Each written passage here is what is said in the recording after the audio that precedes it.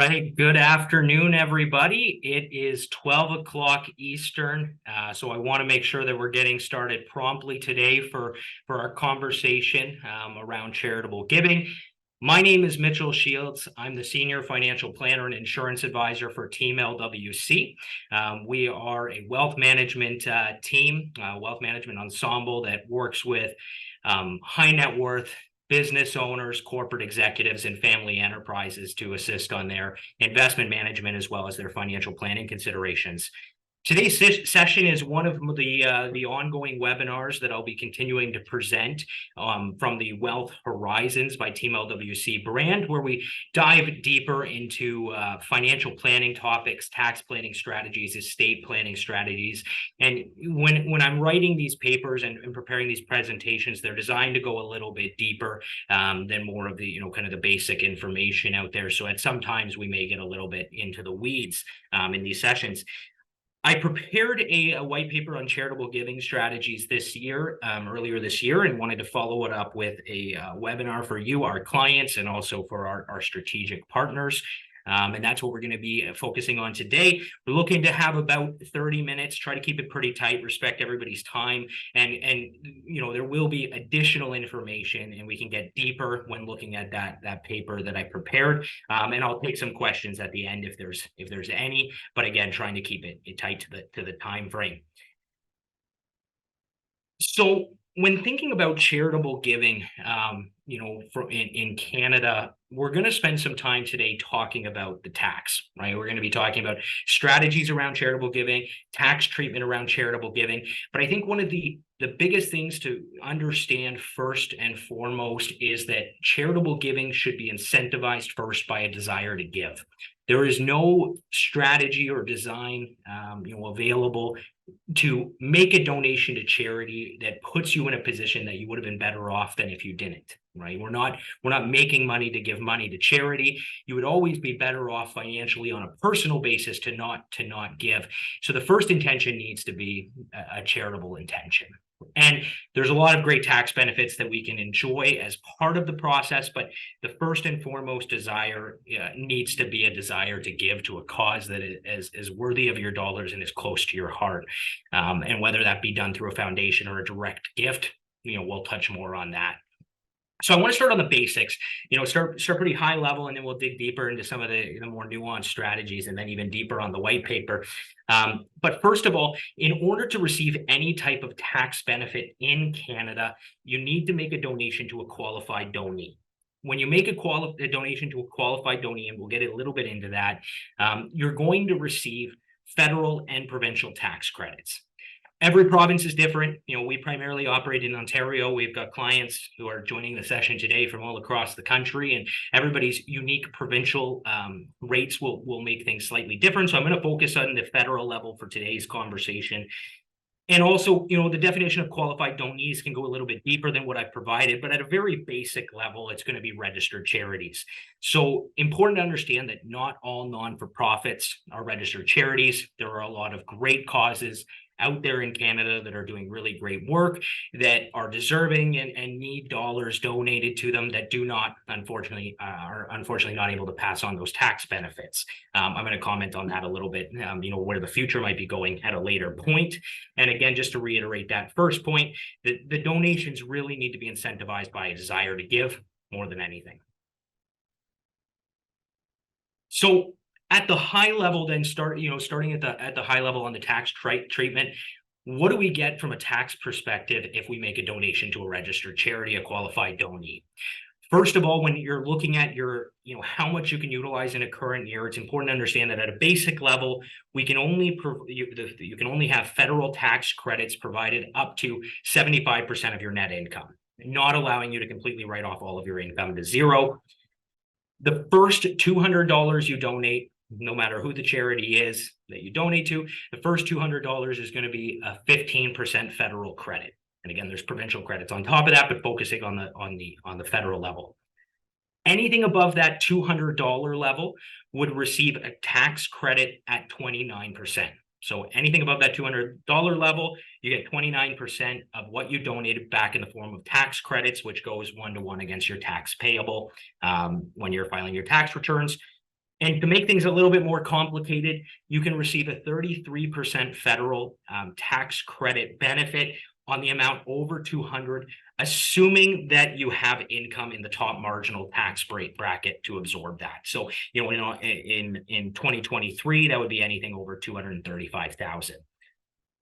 So let's illustrate that then with an example to make this a little bit easier to understand at the basic level. So let's say we have an individual who's earning 250,000 a year. They want to make a $50,000 donation to their favorite charity. Maybe it's a foundation, whatever the case may be. So when we're calculating what tax benefit they're going to receive specifically on a federal level, at first, we're going to get the $30 on the first 200 as far as a tax benefit, 15% on the first 200. The amount above that 234,000 that we talked about, so the 234,000, which would be that top marginal tax rate, to the 250 range is going to be at the 33%, so roughly 5,000 in benefits. And the remaining amount that wasn't in that top bracket or on the 200 is going to be at the 29%, getting us the final, we'll call it roughly 10,000, giving us a total credit on the donation of 15,000, or effectively 30%. So again, this is a good illustration to show that, this individual in this case study is earning a good amount of money, makes a sizable donation to charity. 30% is what the credit would be on that amount that they would receive back in the form of tax savings. It does not profit them or make them fully whole, but it gives them a benefit for providing to that charity. The other thing to understand about these charitable donations is there may be times where you want to make a sizable donation, or a family might want to make a sizable donation, and it's not going to be able to fully benefit you in that tax year. So when we think about that 75% of your net income amount, so what happens if we want to make a donation for a particular purpose, particular reason, and we're not able to utilize all of that? You are able to push forward your tax credits for up to 5 years. 10 years for ecologically sensitive land. That's a little bit more, rare and nuanced, so we won't spend too much time there. But you're able to carry forward those credits for the next 5 years. Important to understand that you are not able to pull the credits back. I know there's, tons of advocacy around, utilizing a carryback at least 1 year on credits as far as timing is concerned. But at this point, there is no carryback. You can only be carried forward for 5 years. And donations made in the year of death, the inclusion amount will increase up to 100% for your terminal return and for the return for 1 year previously. So let's say you pass away, you have a lot of tax credits that are still available from a charitable giving perspective, or perhaps you've incorporated some sort of charitable giving as part of your estate plan, which we'll talk about a little bit more as we go through the session. You are going to be eligible to reduce your income at 100% on the terminal return, which would be your estate return, and also for the return 1 year before you passed away. These credits can also be shared. So it's important to understand that between you and your spouse, we can share these credits. And that's important because the name on the charitable receipt, when it comes to who donated the money between you and your spouse, in the end of the day, they can be pooled together and utilized in a way that is most tax favorably for you and your family. One of the things to think about is pooling those credits removes the double up of that first $200. Gets you an extra $30. For the people who are in this room, perhaps that's not the most material reason, but the other side is perhaps one of the family members, which would be very common, where one family member makes a material amount above the top federal tax rate and the other may not. In that case, it would be beneficial to have all of the tax credits benefiting the person who's at that higher tax rate to receive the more preferential tax treatment. So that's a little bit about the basics around the tax side of things. What happens when I give my, $100 to the church on Sunday or whatever the case may be. But let's look about donations in kind. So really, there's three things, we can donate to a charity. One of them is cash, and we covered that. What happens if we donate cash to a charity, give them money out of our bank account, right out of our checkbook?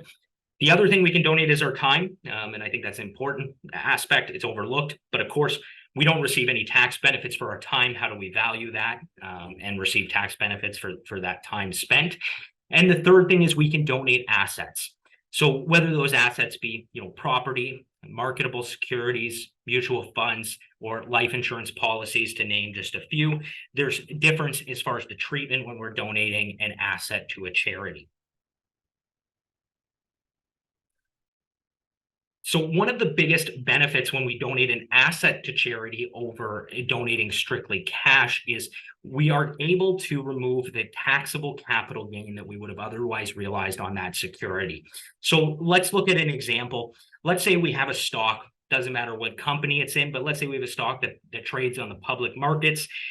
We bought that stock for 20,000, let's say years ago, and today it's worth $100,000. So we bought it for 20,000, it's worth $100,000. We have $80,000 of capital gains built up into that stock. In Canada, currently, the capital gains inclusion is 50%. So essentially what that means is in that example, when we're talking about that $80,000 of capital gain, only 40,000 of that is going to be taxable on our income at our marginal rates when we dispose of that security.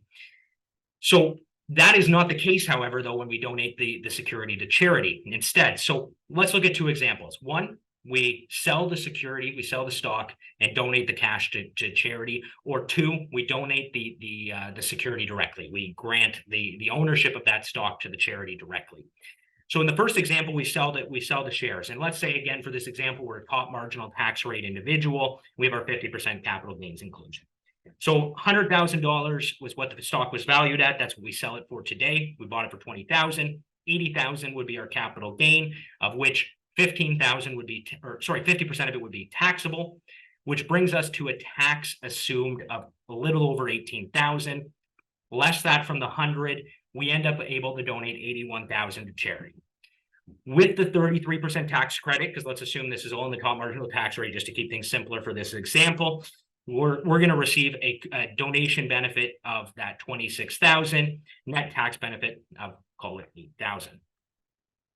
The donation of the securities directly to the charity. So what happens that's different here? Well, one, none of the capital gains are going to be realized in our personal taxes. So that means that none of the capital gains are included. Oops. None of the taxes are calculated. The charity receives the full $100,000. They get the $100,000 position.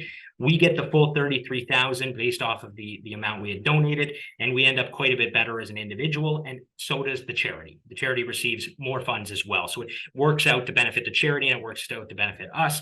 And then once the charity receives those funds, the charity is exempt from taxes. So if the charity sells that position, which it will, to fund its charitable efforts or whatever the case may be, then there's no taxes realized on that amount for the charity, and we end up net ahead. So when we're thinking about, it's coming towards the end of the year, or whatever the case may be, and we want to make some donations to charity before the end of the year, and we're looking for some potential additional benefit, one of the best places to look for first, which I know can be tough in the last few years, but what positions do I have in my portfolio that have some of the largest baked in capital gains that we can wipe clean by making this donation to charity and end up with a win-win situation. The other side of thing that's important is when you make a donation of capital property to a qualified donee, this increases the limit from 75% to 100% of your net income.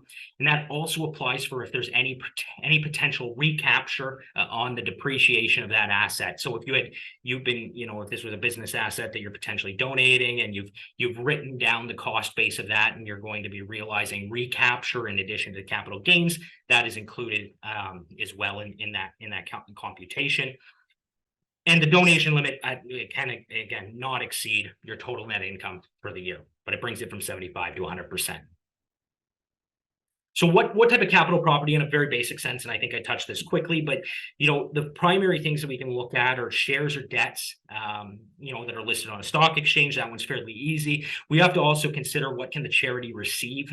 So when we're looking at large national charities, or when we're looking at donor advised fund products, or whatever the case may be, typically that's fairly straightforward. But when we're looking at smaller charities, it's also what can they receive at, as far as on their side of things from their brokerage level, or whatever the case may be. So items listed on the stock exchange tends to be pretty simple. Capital stock or mutual funds, that would be, again, another example of a fairly simple thing to transfer. Interest in segregated funds is something that we could donate. Debt obligations and ecologically sensitive land, which again gives us the further carry forward on that amount. I'm not going to dive deep into that for the sake of this conversation today. And the other thing that we can donate, which we do quite a bit of, I find it in our business, and I think it's something that, especially in provinces like Ontario, where there's little other options when it comes to, a policy that is no longer needed anymore, a life insurance policy that you own that is no longer needed. We can donate life insurance to charity. And there's a few ways to do that I'm gonna spend some time on. But essentially, we can transfer the ownership of the life insurance policy to that charity, and essentially we create a legacy for that charity when we pass as the insured. Right on that would be when the charity receives the funds. There are tax considerations that we need to be mindful of, so I wouldn't run out and just donate a life insurance policy to charity before consulting with your team of advisors, whether it be financial planners or tax accountants, because there are going to be some tax considerations around whether you will have any inverse tax implications for making that donation. Or again, like donating to I made comment to this already, donating to a foundation is another option when we're thinking about life insurance. So there's essentially three ways to do that. Kind of keeping things as simple as possible. One is going to be the strict transfer of ownership to the charity. And again, this is where we need to have some considerations around how long we own that policy. Did we take it out for these purposes? We need to look at some cost consideration or some taxable considerations, such as the cash surrender value and the cost base of the policy. So we can transfer the ownership.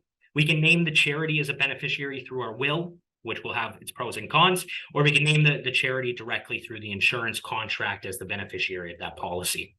So let's look at a couple of those. So the first one is we transfer the ownership of the policy to charity.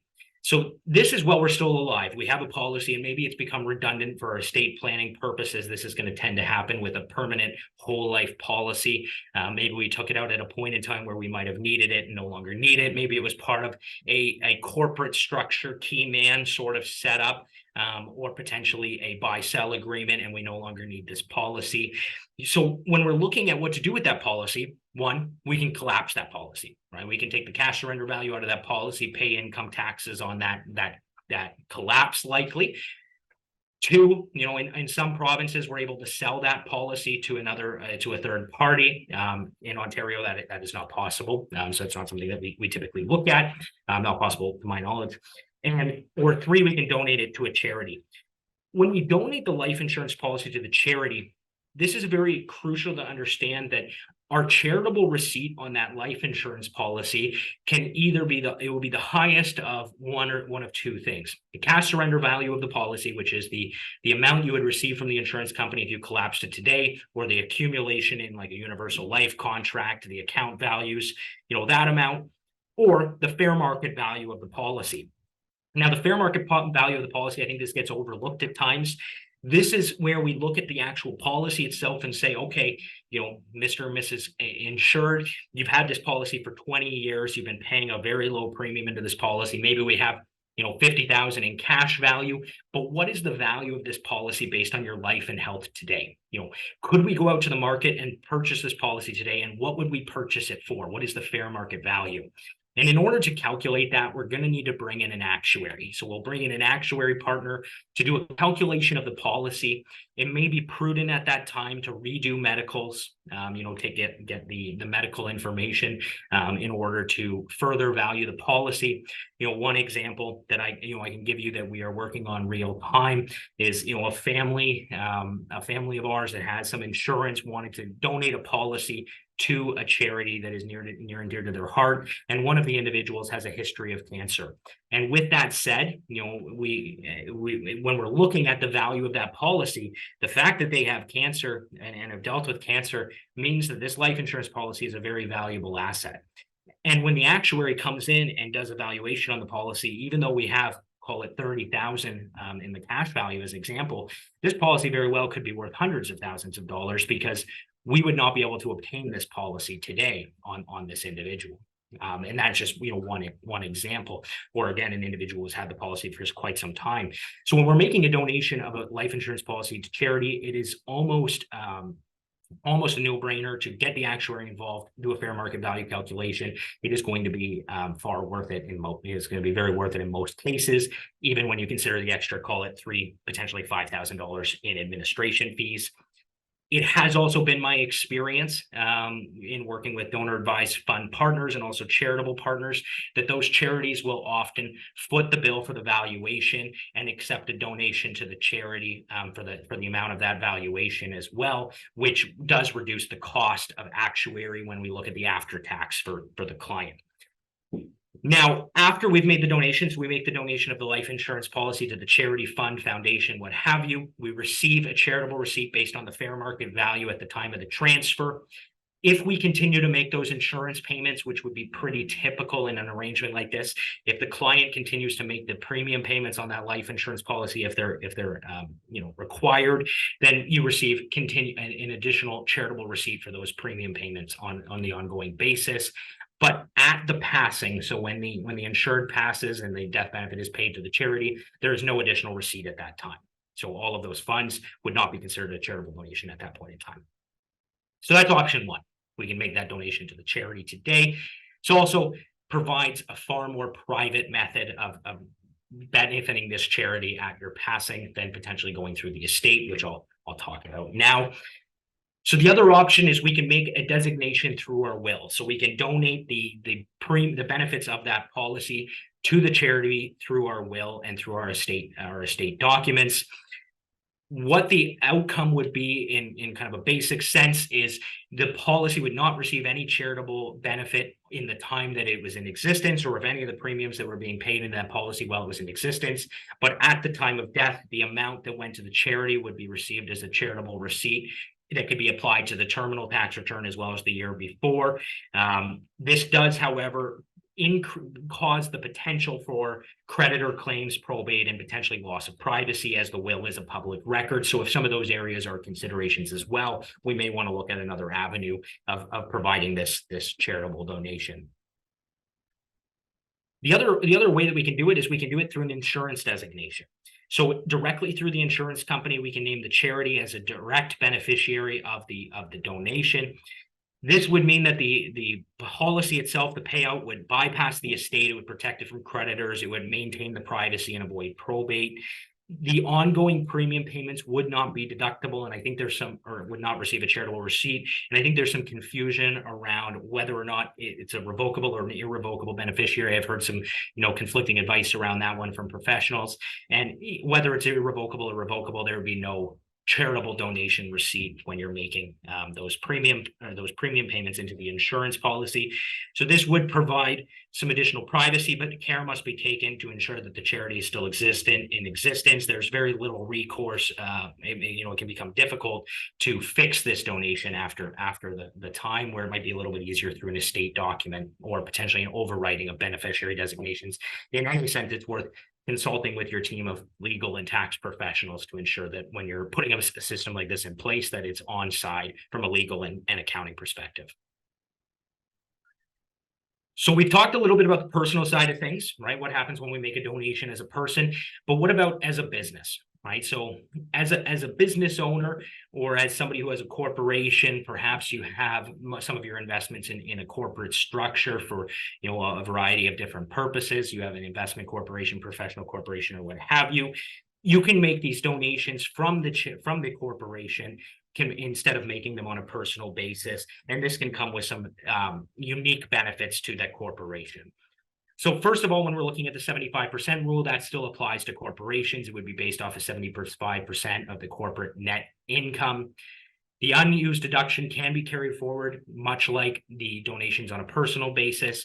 But one of the big differences on the donating of securities is the exemption from capital gains provides a little bit of an additional benefit within the business.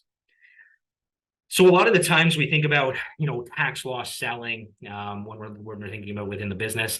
I kind of look at this as a little bit of a tax loss tax gain selling sort of structure, where if as a business we donate public securities, or again, we at our list of capital property that has that baked in capital gain under the Income Tax Act, all of the non-taxable portion of a capital gain within a corporation can get added to the capital dividend account. If we donate a security, 100% of the capital gain within that security has now become non-taxable, which would mean that 100% of it would be available for a capital dividend account, meaning that whatever you donate, those baked in capital gains, we can now take out personally on a tax-free basis.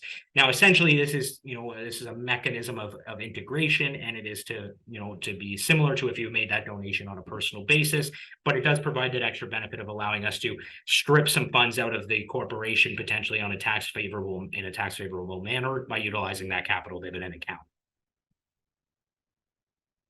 So past some of the basics, and again, being mindful of time, because I'm trying to keep things tight to 30 minutes, and there's a lot we could go through. Beyond the basics, then we know that we can donate to charities, but a lot of the time, what I hear from people is, I want to make material donations, but maybe I don't want to make that material donation all to one charity all in 1 year. Maybe I want to have some control over how much they get based on X factors, right? So there are some other options as far as how do we receive charitable receipts today, charitable benefits today based on the dollars we donate without giving all the money to charity yet. And a couple of those options would be charitable corporations, charitable trusts, which are far less common in Canada, but worth noting. Community foundations, and becoming more popular, I believe, in Canada, in the wealth management industry, would be a donor advised fund. So we'll talk through some of these, a little bit high level.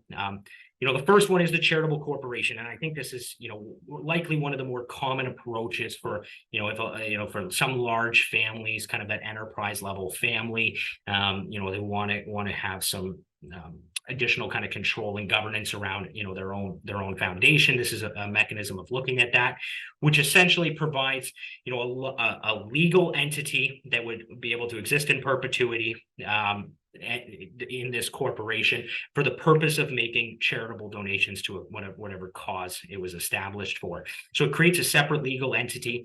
Typically, this involves quite a bit of additional financial commitment and has a higher level of administration cost, and involves governance from a board of directors and things of that variety. So there's a little bit more ongoing administration, but it provides for perpetuity and existence beyond the life of the original donor, which is a key benefit to quite a few larger families in Canada.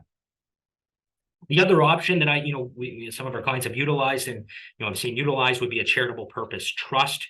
Much like the charitable foundation, this creates an entity of perpetuity. Unlike, without getting too deep into trust law, unlike a corporation, this is not a separate legal entity, but it's an arrangement under a trust agreement. It can sometimes be more flexible than a corporation, with lower initial funding and administration costs, but has additional limitations on the categories of what can actually be donated to and what the purposes of that trust can be to maintain its perpetuity, its nature of perpetuity, and any tax favorable nature. And this would, this is based off of 1600s English law. So again, I think a lot of more people shift to the corporation through for able to have more flexibility in some of the purposes. The third option is community foundations. I think quite a few people have dealt with community foundations or are familiar, which essentially allows individuals to donate to a foundation in their local community, pooled with other donors. Can in some foundations can have a severed off pool of their capital, where essentially they have their segregated community foundation pool. But it provides a little bit more of a hands-off approach for donors, where a lot of the management, investment decisions and things like that can typically be handled at the foundation level, and is not a responsibility of the donor. And the fourth option, and I think again this is ramping in popularity, would be the donor advised fund. This is arguably one of the most accessible options for charitable giving, much like a community foundation, where the accounts, essentially we're creating an account that is managed at a financial institution, potentially a community foundation, that allows you to make these capital contributions to this pool of capital, create your own foundation in this greater charitable foundation. And there's several providers in Canada that provide this, and allows you to continue to make investment decisions around how the money is managed, and manage it a little bit closer than typically you would do with a community foundation, and a very low cost consideration when we're looking at the administration of this account compared to going into like a corporate structure or something of that variety. And then the money that's in any of these, or in a donor advised fund or community foundations, would typically then be distributed to other eligible charities. So you as a family, you contribute $100,000 into this donor advised fund because you need the tax benefits today and you do want to give it, but perhaps you don't want to give it all at this time. That can be distributed out to registered charities on an annual basis, subject to some minimum distribution requirements within that account that you would have to give out. But if you were contributing to this account and you're funding the minimum amount and you're investing this capital, this provides for a long life of potential giving, where this capital pool will continue to increase and be passed down to potentially the next generation of givers to continue that legacy. This is also another great place to put those life insurance policies, potentially, where, let's say, again, you don't need the life insurance for estate purposes, but you want your children to be able to have this foundation after you pass away, to be able to donate in your name on a going forward basis. This might be a good option in those cases. So when you're looking at, what's the best vehicle for you, work with your advisors, of course, to determine the cost benefit and pros and cons of every vehicle. But you want to consider things like how much control do you want to have over things like the administrative responsibilities? How much do you want your initial financial commitment to be? What are you looking for overall impact? A donor advised fund may be suitable for, like I said, donations of life insurance policies to maintain some control, but provide that estate giving purpose. Which we already talked about. And one other thing that I think is noteworthy when we're talking about the donor advised funds, and I think this is a conversation that is worth having when we're considering these structures, is current law requires the charities devote their resources to the charitable activities and maintain direct control over the non-charities they work with. And essentially what this means is that when you make a donation to your charitable foundation, your donor advised fund, those dollars cannot be distributed out in a very easy fashion to things like a non-for-profit organization, community endeavor, or something of that variety, which can be very restrictive at times to only be able to provide to larger registered charities. So currently, there's a proposed bill S-216. It's still in the works. We'll see what comes of that. That essentially would amend this and allow for donor advised funds to potentially give more funds out to non-registered charities, which would further enhance the benefit of these vehicles, in my opinion, and would make them a far better option for a lot of people who want to give to these organizations where they're not going to receive a charitable donation.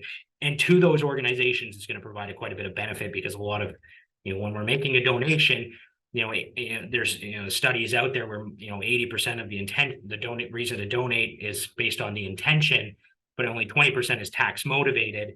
And seeing that tax motivated benefit also come to nonprofits, I believe will increase the amount of funds that go into their pockets as well, which will be fantastic. And the last thing I want to touch on high level, just noting that we're running a touch over the time that I had hoped for, was flow through shares and charitable donations. Again, this is a very complicated topic. It warrants a paper of its own. It warrants some, a conversation of its own. But utilizing some advanced structured flow through shares, there are mechanisms available that we can get your cost of donating to these charities down to roughly 10% when we're considering some additional tax benefits. So for somebody who is thinking, I might want to donate $100,000 to charity, or say, I only have $10,000 I can donate to charity this year, this is an excellent mechanism for high income earners to give extra funds, $100,000 to a charity instead of that $10,000, where they're, putting the same amount out. And I think that the research shows that, if you were going to put a $10,000 donation into charity and you're able to do it for 10%, it doesn't mean you're reducing how much you're putting out. You're likely putting the 10,000 out still, and we're maximizing the benefit. So I think that this is an excellent vehicle for those who are looking to make donations. That is, it is fairly safe from a tax perspective. I'd say it's very safe. Nothing's necessarily guaranteed, but this is something that we do quite a bit with our clients, and it's resulted in a large amount given to charities that wouldn't have otherwise been done. So again, conversation for a further topic, and happy to discuss this with anybody who would find that valuable. And with that, I just want to say thank you.